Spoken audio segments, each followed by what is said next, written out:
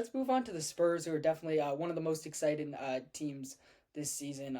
Getting to see the full Victor Wembanyama, De'Aaron Fox experiment should be just a ton of fun. But I'd like to start with sort of these teams' off seasons, and I think the biggest moves this team had came in the draft, especially drafting Dylan Harper at number 2 overall, and then Carter Bryant at 14. I think first things first, we just got to start off with Harper and how he fits next to Stephon Castle and De'Aaron Fox. I know that was sort of a little bit divisive among NBA media members during the draft, whether it would be a good fit with him as well as the non shooting guards there. But what do you guys think of the fit overall, and what do you expect from Harper as a rookie? I mean, I feel like when you're drafting that high in the lottery, you always go talent over fit. Like regardless of who's on your roster, like you want to get that talent. Also, specifically with like this draft class, I mean, I'm no draft expert, but from everything I've seen, it was Cooper Flag number one, Dylan Harper number two. Then you could kind of say who you favor over or under there. So when you have like such a clear cut guy at number two, regardless of fit, you have to take him just for that talent to add to your team. Especially since the Spurs are still such a young team, I think that they just are still, even though some people might be gearing up towards them being like in the playoffs and making those pushes. I think right now still they want to just gather a lot of talent and then they can kind of figure out the rest there. But I mean, you mentioned like the fit with a guy like Stephon Castle or De'Aaron Fox. I mean, he in college was playing with a another guy, not a guard, but a ball dominant guy in Ace Bailey. De'Aaron Fox also he's played with ball dominant guys like Malik Monk. So I think that they'll be able to kind of play off of each other and let that feel itself out. But the main key I feel like in that like three guard potential lineup is Stephon Castle and the versatility he brings with his size, defensively what he does, his athleticism, all of that. I feel like that allows them to kind of slide him over more towards the wing, be like a slightly undersized three, but still allow them to kind of all play together and then kind of just play off of their own skill sets.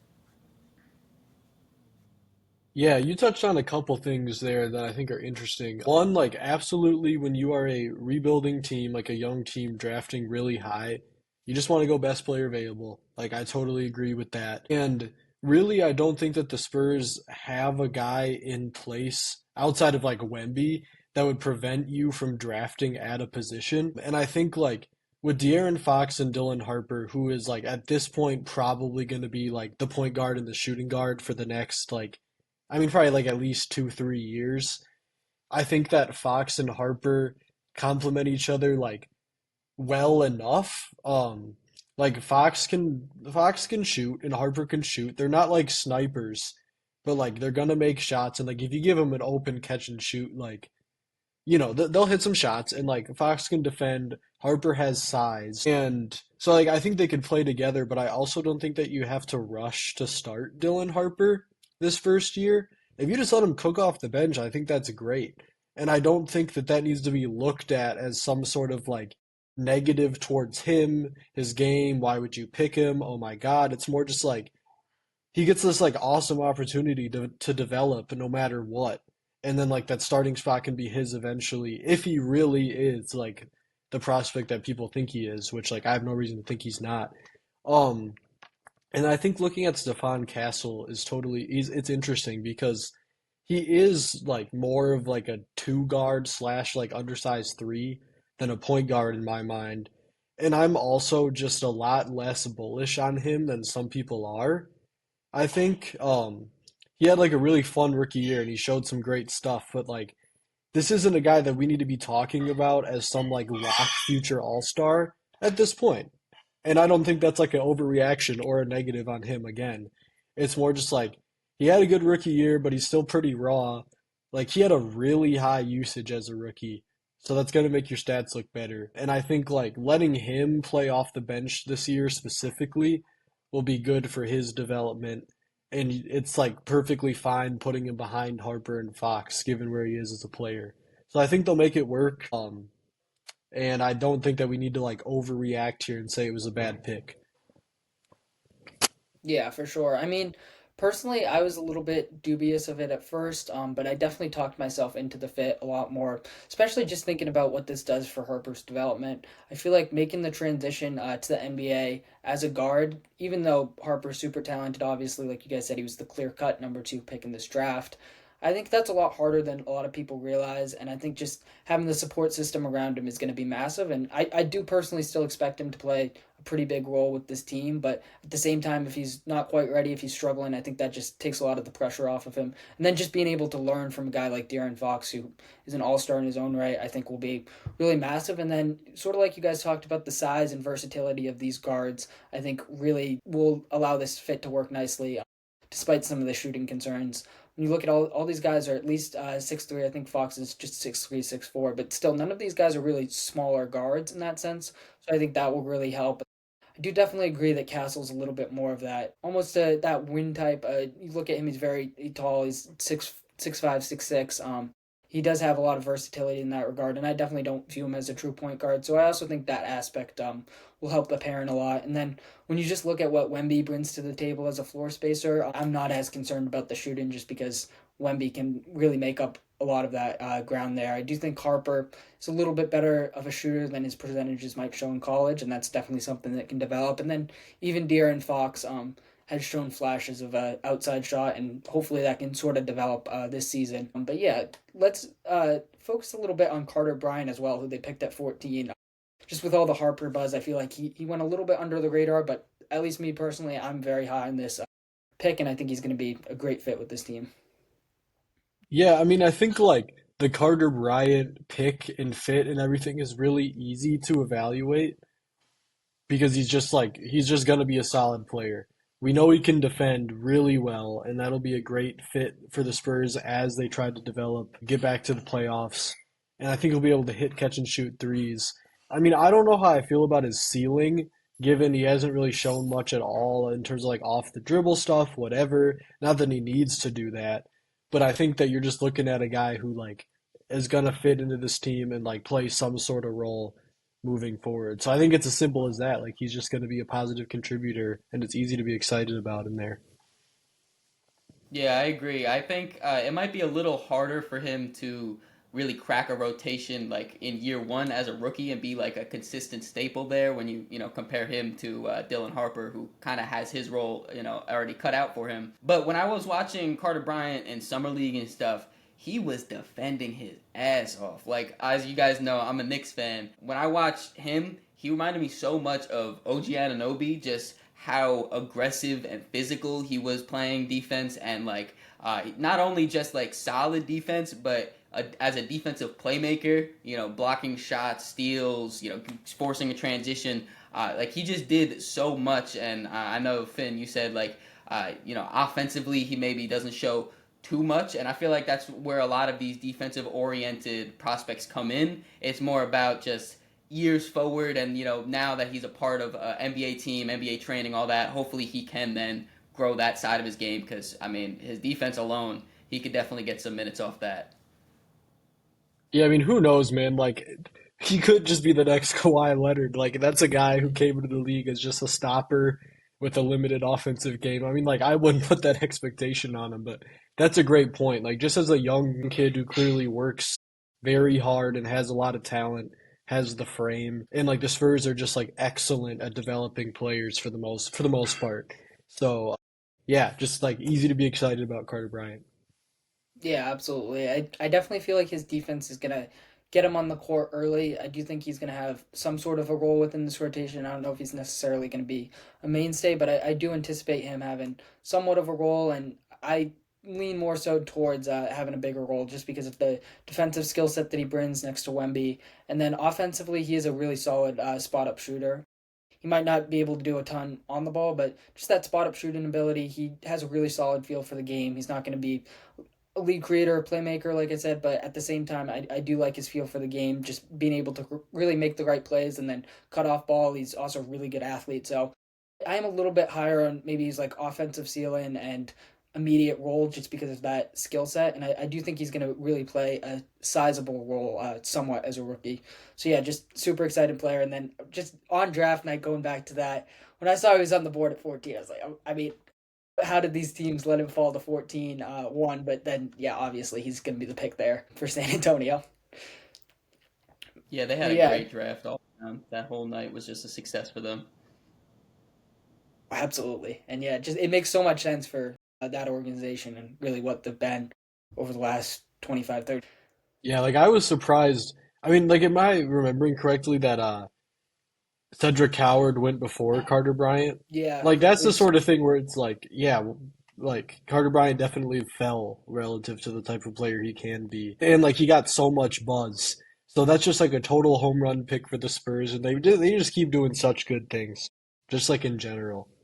absolutely. I mean, I think the one that surprised me was Colin Murray Boyles to the Raptors over him. I thought Bryant was either going to go to like the Raptors or Bulls. I thought like the Bulls at 12 are his range, was sort of his basement. But then, yeah, you saw a guy like a Senge fell, so I was like, I guess I can get how the Bulls did that. But I was a little bit surprised that Murray Boyles went above him, even though I do like Murray Boyles quite a lot as a prospect.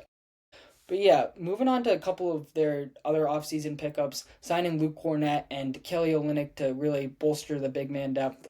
What did you guys make of that, and how do you anticipate these guys fitting in with the team? To start off, I want to talk about Luke Cornett because honestly, out of all of the teams and all of the moves and signings, when you talk about like under the radar role player signings, this Luke Cornett to the Spurs is probably my favorite out of them all. One, I am just kind of a Luke Cornett fan since he's a former Knick and a real funny guy off the court. But even more like what he can do for the Spurs. Since Wemby got drafted, it's been this story of he's on the court, their defense is amazing, he goes to the bench, their defense falls off a cliff. He's not Victor Wembanyama by any stretch, but he still is a solid defensive center. He could still allow them to have a 7 footer on the court, a good shot blocker, rim protector on the court, a rebounder that can close out those defensive possessions. And then even on top of that, he can play alongside of Victor Wembanyama. And I mean, those two on the court at the same time, I really have no idea how you're going to touch the paint.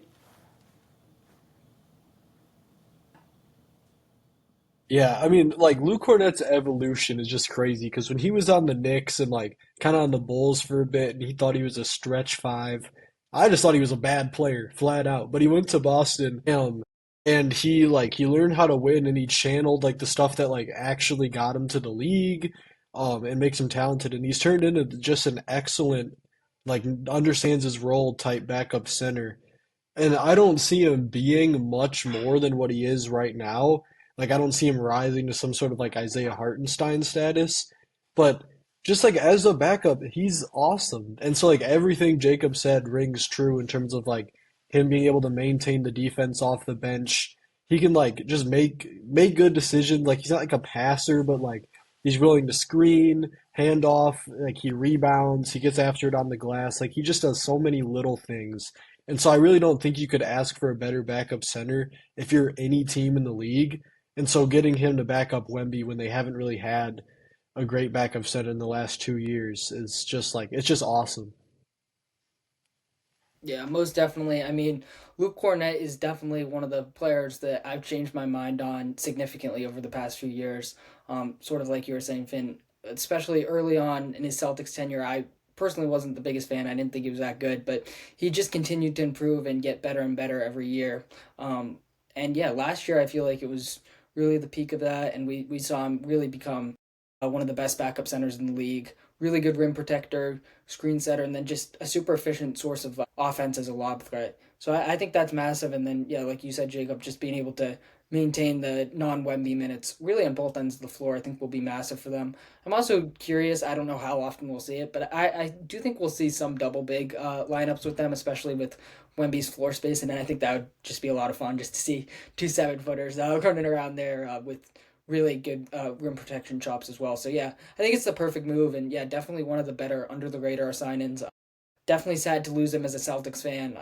Huge loss. Celtics center rotation is looking quite awful without him, unfortunately. But yeah, I mean, when I saw I went to the Spurs, I was like, that makes a ton of sense. And at the same time, as someone who's continued to root for Cornette just because of how fun of a player he was in Boston, I think this is the perfect landing spot. He's not going to somewhere like Golden State necessarily, where they might have counted on him to be like a 30-minute a night guy and playing that starting role. So I think this is the perfect situation for him. Just continuing to do what he does as a really solid role player. So yeah, ton of fun there. And then they also traded for Kelly Olynyk. I thought that was another solid move just to really bolster that depth a little bit. Not going to have as much of an impact as Cornet, but just sort of as that stretch big next to Wemby and behind Wemby, I think he'll also be a solid piece there. Not sure how much he'll play, but definitely a solid depth piece move there. Yeah, I actually feel like Kelly Olynyk has the chance to have more of an actual role and be a solid guy in the rotation. Just because obviously Wemby he's not going to play all 82 games. Hopefully he has more of a healthy season than last year. But Kelly Olynyk can slide in and be that center, or he could play more power forward. He's got the skill set where he's able to do that with his ability to stretch the floor.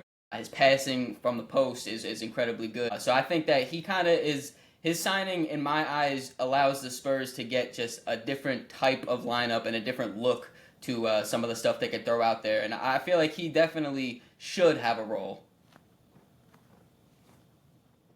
I mean, like, why we talked about like the double big lineup, but why stop there? Why not just run Kelly Olynyk at the three? I mean, it would be wacky, but and like I don't expect that to happen a lot. But yeah, I think you made a great point just about like Olynyk's versatility, how he can shoot, how he can pass. And like everywhere he's been like a consistent contributor. We know what he is, and I think that you can trust him on the floor. We haven't seen him in the playoffs in a while, so like when it comes to those big games, we'll see how his defense can hold up. But he's a steady contributor, and so I think that he's a guy that the Spurs would be able to lean on, especially if they're looking to win more games. I mean, like I don't know like if he's the backup four and then like Sohan plays to the three or like I mean I can't remember off the top of my head exactly what that bench looks like. I know Harrison Barnes will probably start, but there's Keldon too. But yeah, I mean Olynyk's a guy who can play. So like I think even if it's like just 15 minutes a game because of how the roster is shaping up, he's a guy who can play for them. So I like it. Yeah, absolutely. I definitely think I undersold it a little bit, especially just with the shooting and the versatility, like you guys were talking about. I could see him playing a bit of a role. So yeah, it will be super interesting just to see Wemby with a little bit more size around him. But let's get into the De'Aaron Fox Wemby pairing. I think this is another really major talking point with this team. We only saw 4 games of it last year, if I'm not mistaken. They obviously traded for Fox at the deadline, and then Wemby ended up unfortunately going out with the blood clot injury, but he's fully healthy now, and the pairing on paper does make a lot of sense. But what are you guys sort of expecting from this duo in a full season together? I think that it's going to be a good pairing. I think that De'Aaron Fox is pretty underrated as a playmaker. Maybe that's because he played alongside a guy like Sabonis, who's like their main playmaking guy on the Kings for a lot of their system that they run. But I feel like he is a very willing and good passer. I was looking at some of the games they played together, even though it was only like 4 or 5. The first game he played with Wemby, he had 13 assists. So he knew like, yeah, I could just throw this anywhere, like just get this team going. And I think that if he's going in with that mindset of being like a playmaker first while still allowing Wemby to be the main focal point of the offense, I think that this could go really well, especially because we know he has the ability to still be that scorer and to take those tough shots down the stretch. So he's able to kind of do both.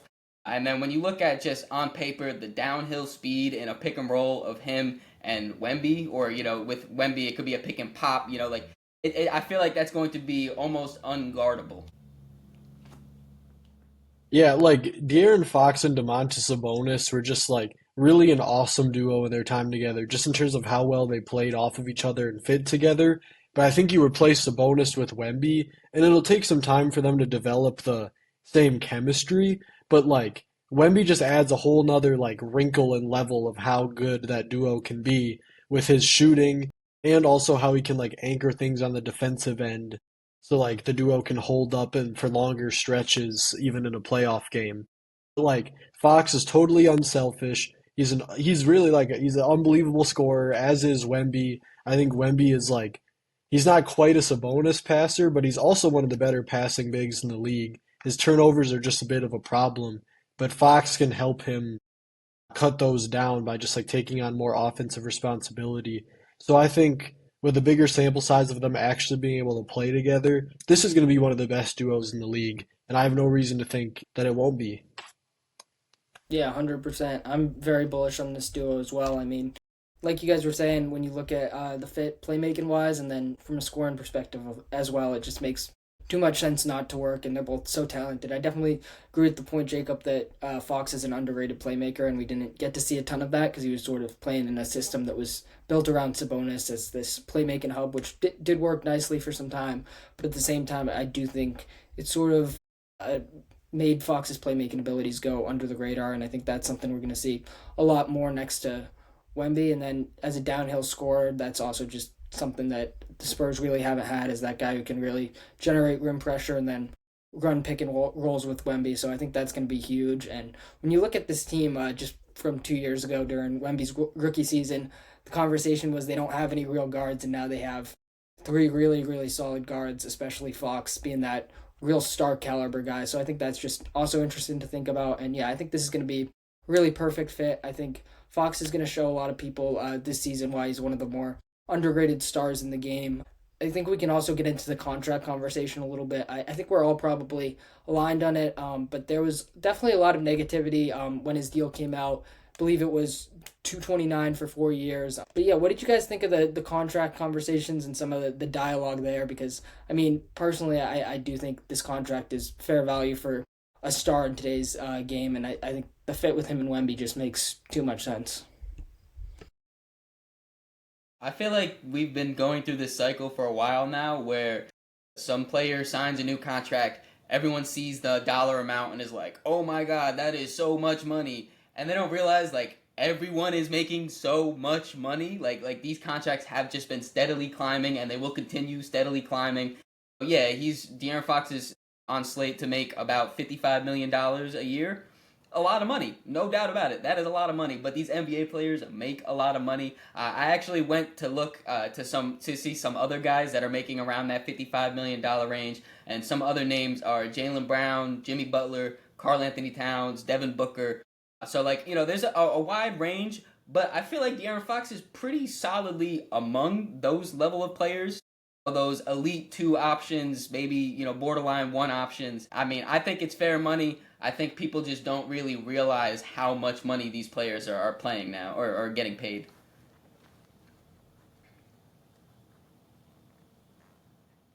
Yeah, I mean, I made a similar point to you on my Twitter, like after the contract was signed. Like a couple other guys who are making like somewhere in the ballpark of like 45, 50 million is like Bam Adebayo, Larry Markkinen, Jamal Murray, even like Franz Wagner now. And it's like, I mean, Fox is a lot better than all those guys in my opinion, and he's closer to like I mean, like a Devin Booker, the other names you mentioned. And really, like, the key thing here is, like, I don't know what people expected when the Spurs traded for Fox and Fox wanted to go to the Spurs. Like, it was pretty obvious, like, they're going to re-sign him. Like, you don't just, like, trade for a guy like that. Fox wouldn't just want to go there if there wasn't, like, going to be an extension. And so, yeah, I mean, I think you make a great point. Like, people just see, like, 200 million and they're like, oh my God. But like it's worth it. He's an all NBA player at his peak. And if you like have to like overpay a little bit, that's fine right now while all your young guys are still on a small contract. And then in a couple of years, it'll be pretty easy to trade Fox. If that's really what you need to do, that money's not impossible to match, especially as more and more guys keep getting extensions like that. So I got no problem with the contract. It's fine. And we'll see the on-court product next year, and I think Fox will like remind people why he's a star player and why you pay for him and all that.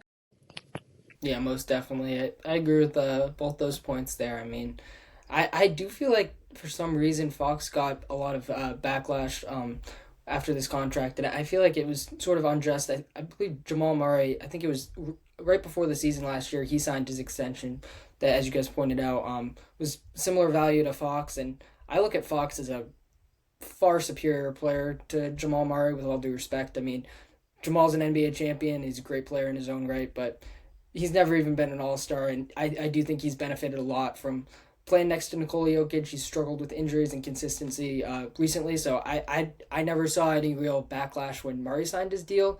But then all of a sudden, when Fox signs this deal, he gets really a ton of criticism, and the Spurs do as well. And I didn't think that was totally fair. Maybe that's just sort of personally what I've seen on Twitter, and maybe it's not the same for you guys or other people listening. But yeah, that's sort of my perspective, and I agree. I think he's really going to show a lot of people why he's worth this deal. And then, like you said, Finn, when you look at the trade request back in February and him specifically wanting to go to the Spurs, an extension 100% had to be in place. There's no reason why not just he would ask out and be welcome to the Spurs, but the Spurs would be his preferred destination above all other teams, including competitive teams like the Houston Rockets. Extension absolutely had to be in place. So yeah, I think we're sort of all on the same page, and we're all very high on this duo. Now let's just talk a little bit more about Wemby, because he's obviously one of the more interesting stars in the league. Entering that third season, what sort of growth, if any, are you guys anticipating from him? And really, where do you think he's going to end up? Do you think he could be maybe a first-team All-NBA guy? I know there's some like light MVP buzz. I don't know if that's too strong in your guys' opinion, but yeah, what are you guys sort of expecting from him this season? I feel like MVP might be jumping the gun just a little bit, but I mean, before he went down with injury last year, I don't know about first team, but he was pretty much an All NBA lock. I do expect that this year, as long as he is healthy, and hopefully he is. But just from his rookie season, even from his first game to like halfway through his rookie season to the end of his rookie season to like, he progresses so fast, and some of that is just his God-given talent, and I think a lot of that is also his mentality that he takes. It's been talked about a lot, his journey that he's been taking this last summer, where he was training with the monks in China, and then not too long ago there was a picture of him getting coached up by Kevin Garnett. So like he's going to a lot of different places to try to gather this information, this knowledge, this greatness, whatever it is. And just every interview I've ever seen with Vic, he seems so level-headed and so determined to be the best player he could be. So I have no doubt in my mind that he's going to work his absolute hardest to get better every single day. This year, I mean, yeah, if I had to project, I would say he probably would be an All-NBA first team, just because of his two-way ability. I mean, last year he looked a lot more comfortable scoring, shooting, just with the ball in his hands on offense as a whole. So I do expect more of that to be coming, and yeah, I expect a lot of great things from Wemby. Yeah, I mean, it just like it doesn't really need to be said, but like there is just no ceiling on Wemby at this point, and the type of stuff that he was doing, like of course as a rookie, but just like this past year too before his injury is just like unbelievable. And so like when we're talking about next season, if he's able to hit that 65 game mark, which might be a bit of an if, don't want to speak that into existence, but like I think we're talking about a guy who like basically has DPOY with his name on it heading into the year, um, as well as All-Star obviously, and probably All NBA. Just like looking at how much growth he's made as a scorer and like how much growth he still could make next year, we could be talking about like 27 points per game, like 12 rebounds, 4 blocks, just like unreal stuff. So it's just going to be so much fun to watch him this year. And he's really going to be just like an all-time great player if injuries don't catch up to him. And so, yeah, I mean, I'm just like so excited to watch him this year, as well as the Spurs as a whole. Yeah, absolutely. Definitely one of the players and teams I'm most looking forward to watching this season. But yeah, I mean, like you guys said, I feel like definitely a lock for Defensive Player of the Year as long as he can stay healthy. And then offensively, I do anticipate a little bit of a jump, especially playing next to Fox, and then just another year of development as well, because he's still very young, obviously. So yeah, I'm expecting a little bit of an offensive jump. I would personally like to see a little bit more of that inside game. He is very dominant there and very efficient. So I think simplifying things a little bit for Wemby could work out for him, and we could see a big scoring leap based off that. Just a little bit more lobs, a little bit more just touches inside, I think could really benefit him. And I do think playing next to a really solid playmaker and Fox could bring that out of his game a little bit. But then you also pair that with what he can do on the ball and just the ridiculous 3-point shooting shot creation he has at that size. It's pretty unstoppable. Yeah. Right now I'm sort of I don't have like an all NBA predictions off the top of my head, but just sort of thinking about it, you obviously got Jokic, Shea, Giannis, and then probably Luka, assuming he stays healthy, would be first team All NBA. And then I feel like it's really up to Wemby or Ant for that last spot. So yeah, I do So Brunson. Yep. I don't want to disrespect him, but yeah, especially with the Knicks being one of those top teams in the East, I feel like he could slide into that first team All NBA spot as well. So yeah, I feel like he's gonna really be competing for that and sort of on the edge. But who knows? Like you said, there's no ceiling with this guy, so really nothing would surprise me. Maybe he ends up being a top three MVP candidate, especially if the Spurs have a really good season. But yeah, just super fascinating and exciting player, obviously. yeah, I mean, I think you made a really great point with just like him keeping it simple on offense. Like, yeah, you want to see more of the interior game. And the other thing is that like his turnovers are a bit of a problem because, well, A, he's a really gifted passer who sometimes just gets a little ambitious there. And B, like, we've seen like as he's kind of got a thinner frame a little bit, like as he still like grows. I mean, he's like 20 or whatever. Like, we've seen big, strong forwards like be able to kind of get into him, force him to like cough that ball up.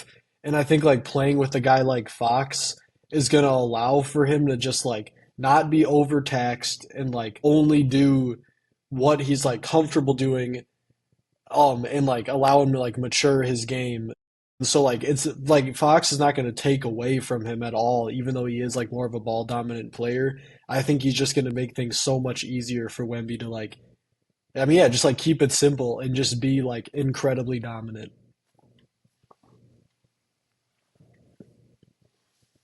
All right, I think we can sort of move on to our breakout players. Yeah, sort of the same thing we did with the Bucks. Just list a breakout player that you guys have for the Spurs this season. I was kind of back and forth between two guys, and I know the Spurs have a lot of really good, like, young talent. But the guy I ended up going with is Jeremy Sohan. I feel like a lot of people still look at him in a negative light because of the failed point guard experiment from Greg Popovich. And I feel like a lot of people overlook the great value that he brings to the court when he's on there just as a super versatile defender. First off, that's like the number one thing that I feel like people don't talk about him enough is about how great he is defensively. When the Knicks play the Spurs, he's the one guarding Brunson, and then he'll also guard Jason Tatum or LeBron or all of these different types of stars. And to be that versatile defensively, I think is one of the most valuable skill sets anyone could have. But then also offensively, he's a super smart cutter, a great finisher with his athleticism. I do think, even though he's definitely not a point guard and it's proven he's not, I do think he is a good connective passer where he'll be able to keep that ball moving and get the ball to the open guy. Maybe not just be the guy with the ball in his hands constantly. I'm really looking for him to maybe take that jump from the outside shot and become more of a reliable three-point shooter. I don't know if that at this point is just not who he is, and that could be it. But I think if he ever gets that down, man, like he would be the absolute perfect guy to pair alongside role player next to Wembanyama. Yeah, Sohan's a nice pick because he made a lot of growth this past year, and I think he's a guy that the Spurs organization really likes. He can wear a lot of hats. I think his defense will be important as just like his general connective juice. The guy that I'll talk about, and like, I mean, breakout, yeah, I guess you could use it loosely here because he's been a really good player in his career, but that Devin Vassell is who I want to talk about. Devin has been like really one of my favorite players in the league for a while now because the Spurs are like kind of my second team.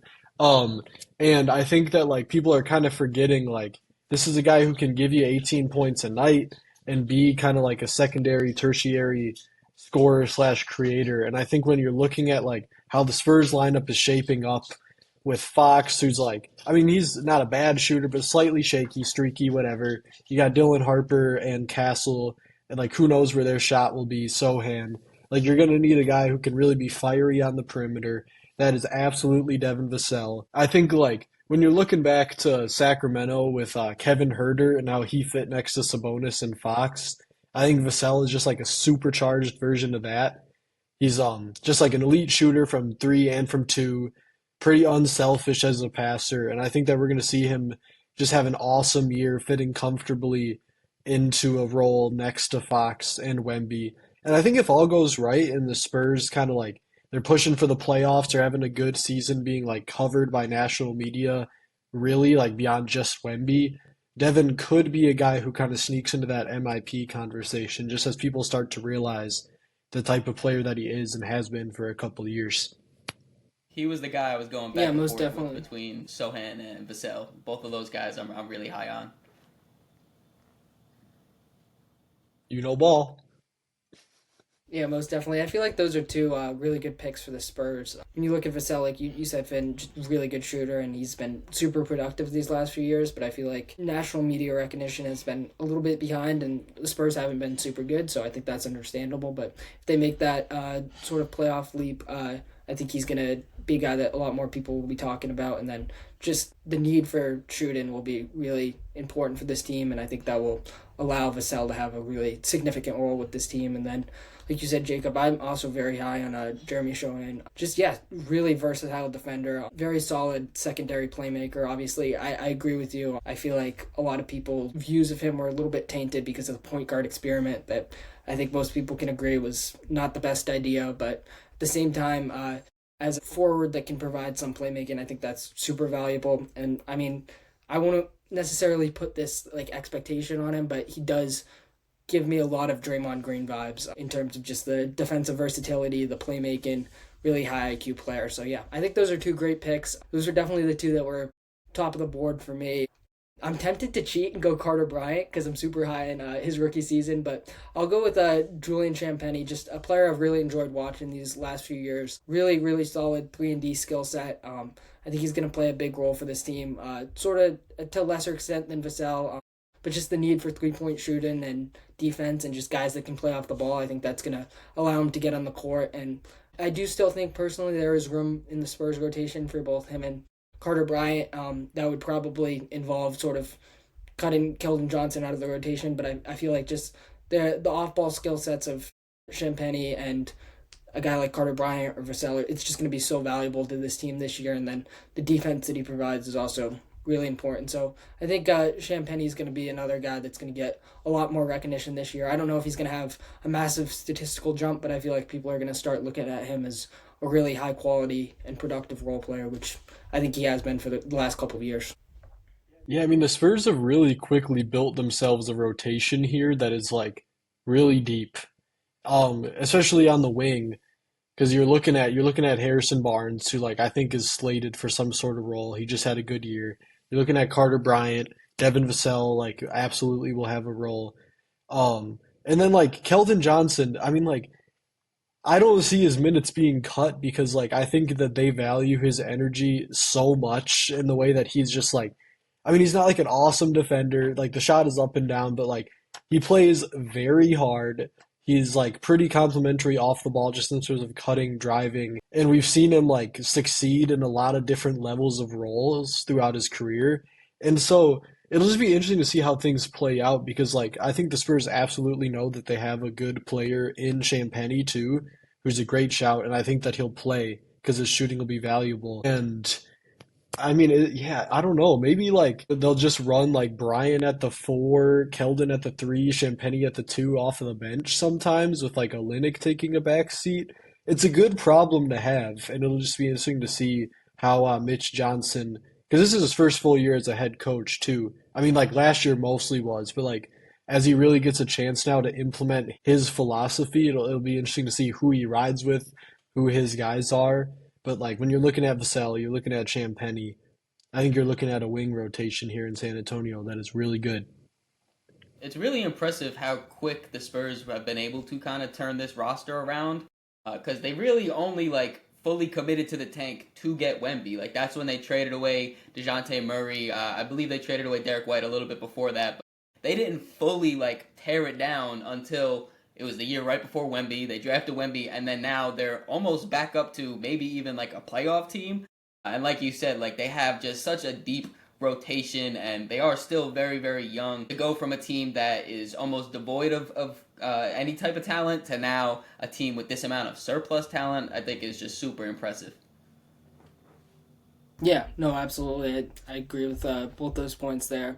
And yeah, it is really crazy how quickly they've been able to really turn around this team. And we can get into over-under in a second, but I'm pretty high on them personally this year.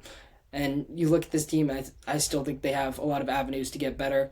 even putting aside just the development of young players, which I think you have to count for, but also just they have so many first round picks that they could certainly make another big move if they want to. So I think that's just another thing to note with this team. They have like a ton of first round picks. They didn't even give up a ton to get De'Aaron Fox, which is kind of crazy. But yeah, let's move on to over unders.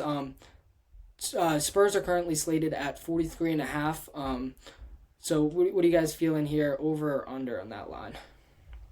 Man, it's a good thing I'm not really a bettor because that's another really good line, I feel like. I might just have to take the slight under just off the fact that the Western Conference is super, super loaded and like 44 wins might still have you like at the eighth seed or something like that, you know? So I might go slightly under, but I am still very confident in the Spurs to make a postseason debut, whether that's, a just a play-in tournament game or if it is actually a playoff debut. I'm not entirely sure, but I will go just slightly under because there's like 12 great Western Conference teams. I thought when I was thinking under in my head that was gonna be different from you guys. I mean, Eamon, we'll see what you say, but like I just think that people should like tamper expectations for the Spurs a little bit here, because like they are so young, and like with that quick turnaround means like this roster hasn't gelled together like completely yet, especially when you're talking about De'Aaron Fox and like how important he'll be to this team. Um, but like they have a fun deep roster like we've been talking about, and they made the play in 2022 when their core was like DeJounte Murray. I think Jakob Poeltl was still on the team, Devin Vassell, Keldon Johnson, and this team is better. So is the West as a whole.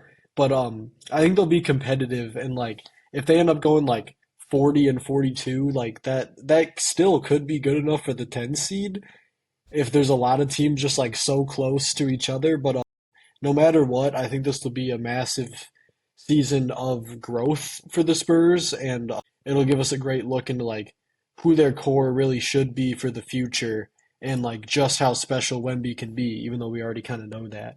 So yeah, like I'll go with the under, but that is like not it'll be close, and that does not say that this will be like an unsuccessful season for them. I'm gonna hammer the over here. I'm pretty high on this Spurs team. I think when you look at the West, the last couple of years, the number has sort of been 48 wins to get into the playoffs. So I think that's something this Spurs team's capable of. Even if that number goes down a little bit, I think this can be a 44, 45 win team. Yeah, I'm very high on them. I think Wemby's going to take another step up. I'm super high on the Fox move, and even I understand going the under just because of how stacked the West is. But when I look at this team, I do have playoff expectations for them, and given that, I feel like I do have to go over that 43.5 number. I'm 4-4 picking teams on overs so far. So, but next week I promise I'm picking two unders. I'll spoil that one right there. But yeah, I'm very high on this Spurs team as a playoff team, and just given that, I feel like I do sort of have to go over, and I'm not even considering them personally when I'm doing my standings right now. I have them as a six seed, so I'm a little bit higher than on them than most people. I would say I'm a little bit above that playing range. I could certainly see them being a playing team, but yeah, I just think the upside's there, and I think at least me personally, the last couple of years, I've been a little bit too conservative with picking these younger teams. I remember like the Rockets. I was like, can the Rockets really make a jump to be that clear cut playoff team in the West last season? Even though I really did like their roster, and then they end up going all the way up to that number two seed, and then the Thunder, the year that they were the one seed 2 years ago, I was like, I think they can make the jump into the playoffs. I think they'll be like a five seed, six seed, something like that. They end up being the number one seed. So I'm gonna really try not to make that mistake again with the Spurs and sort of be a little bit more bullish on them in that regard. But yeah, just out of curiosity, where do you guys see this team stacking up in the West? It sounds like both of you guys are still pretty high on them, despite taking the slight under. But yeah, where do you guys view them in the West? I think at their ceiling, they could be like a fifth seed, and that would be like as if Wemby made that big jump and he's like a solidified top five player in the league. I could see them being like, above that playing tournament. But if I had to give like a realistic expectation, I'm expecting them to be anywhere from like the 7 to the 9 seed. I don't think they fall below the 10 seed. Like I said, I think they are almost guaranteed to be a postseason team. It's just more about like where in the playing tournament maybe they can get above it. I do think though that San Antonio will host at least one play-in tournament game though. Yeah, I mean, like the West is just so tough and close. Where like off the top of my head, it's tough to gauge exactly where they'll land. I agree that like their ceiling is like certified playoff team, and that their floor is like somewhere in the bottom of that play in. I think that like injury luck overall will just play such a big part in how the West plays out.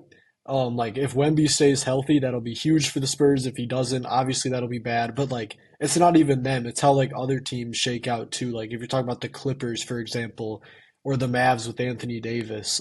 A team that like I'm kind of putting like I'm battling like between the Spurs and them in my head just a little bit is actually the Portland Trail Blazers when I'm trying to think about like a underrated young team that could make some sort of postseason leap. I think that like especially like post All-Star break last year, the Blazers showed that they have a really just like intriguing, well-rounded roster. They don't have a stud. The Spurs have two, so that'll probably be a big difference maker. But like when you're looking at Denny Avdia, now Drew Holiday, other young guys like Donovan Clingan, that's another team I could see making a leap, being in the battle down there. But yeah, I mean, I think that the Spurs could fall in a lot of different places, but I see them making a leap for sure. Yeah, it's definitely interesting. I mean, it's still August, so there's plenty of time till the season starts to really solidify predictions and stuff. But yeah, I do like the Blazers' point. I think they could maybe make a plan push. I just think the Spurs are overall a little more talented, but I could see the Blazers, I mean, maybe going above a team like the Grizzlies who got a little bit worse this offseason. The Mavericks is one team that I'm personally a little lower on. I don't know about you guys. I think a lot of people are sort of chalking them up as a playoff team. I'm a little bit worried about the perimeter shot creation without Kyrie for at least the start of the season. So that's one team I'm definitely comparatively a little lower on, and I would have the Spurs kind of clearly above them. And then like the Warriors is another team I'm not totally buying this year. Personally, we'll see how they round out their roster, but their offseason just been so weird. It's such an old roster. I feel like for an 82 game season, I just think the younger team in the Spurs is just a little bit more equipped to really sustain the rigors of an 82 game season, and then sort of similarly for the Lakers. So I feel like those are the teams. I'm a little higher in the Lakers than Warriors, but those are the teams that I sort of look at within the Spurs range that I would put above them that maybe more people would have above the Spurs, and that sort of explains my sixth seed for them. Yeah, that age thing is kind of a great point because like that's kind of what can allow a younger team to rise. Like they're gonna go hard in the regular season because they have no reason not to. And some of those more veteran teams are gonna be a little more cautious because like I mean the Warriors have always been a team as like the Lakers too, but it's like as long as we're in the postseason, we feel great about where we're at. I know they were like a lower-ish seed. I can't remember. Was it like the sixth seed when they won the finals in 2022? They were somewhat lower. And so like oh seven or six. Anyways, oh, but yeah, like the Spurs could just like go harder in the regular season than some of these other teams like the Clippers or the Warriors, and that'd definitely be an advantage to them. Um, I was saying 7 because I thought you were asking what seed they were last year. My fault on that. I didn't mean to throw you off. but no, you're all good, man. I should have come more prepared. I think they were the three seed that year, but yeah, nobody Yeah, was because really they expecting. versed the Nuggets in the first round, and the Nuggets were the 6th seed. I remember that. Oh, the Nuggets were the sixth seed because yeah, that was Jokic's like the rest of the team is injured. But I'm carrying everybody. Yeah, okay, that's right. That's right. Yeah, but for sure, I think we can wrap it up there unless anybody has any other points they'd like to make about the Spurs. But yeah, overall, just super exciting team, and I think we're all really pumped up to see them this year. Yes, Absolutely. sir. All right, I think we can wrap up the episode. Thank you guys for coming on, and before we head out, just I'll give you guys a quick chance to plug some of your work and tell our listeners where they can find you at. Yeah, I'm Jacoblocks, youtube.com/Jacoblocks. Post. I try to do like 2 NBA episodes every week. Go cover all 30 teams. Right now, I'm doing the preseason preview series where I'm dropping one video on every single team. So make sure you guys check that out. I'm on Twitter too. Same thing at Jacoblocks. Actually, there's an underscore under my Twitter. But yeah, those two links. Yeah, and you'll definitely find me there. Yeah, I've been writing, doing my stuff for Benchmob blog, which is my personal blog, as well as Brew Hoop, SB Nation's Milwaukee Bucks site. So you can find me on there, and you can find me posting all of my work on Twitter at Finley Keel. I'm also working on a new project, which I'm going to keep a little under the wraps, but it's a new website involving stuff with like two-way contract players. So that'll hopefully be coming before the season. Just so if anyone's listening, like keep an eye out for that. But yeah, in the meantime, read my stuff, watch Jacob's videos, read Eamon's articles. We got three guys who really love the game here and really work hard on their content. So yeah, Appreciate it, guys. Make sure you go check out Jacob and Finn's work. They do some great stuff. So yeah, check them out. Appreciate it. Catch you guys in the next episode.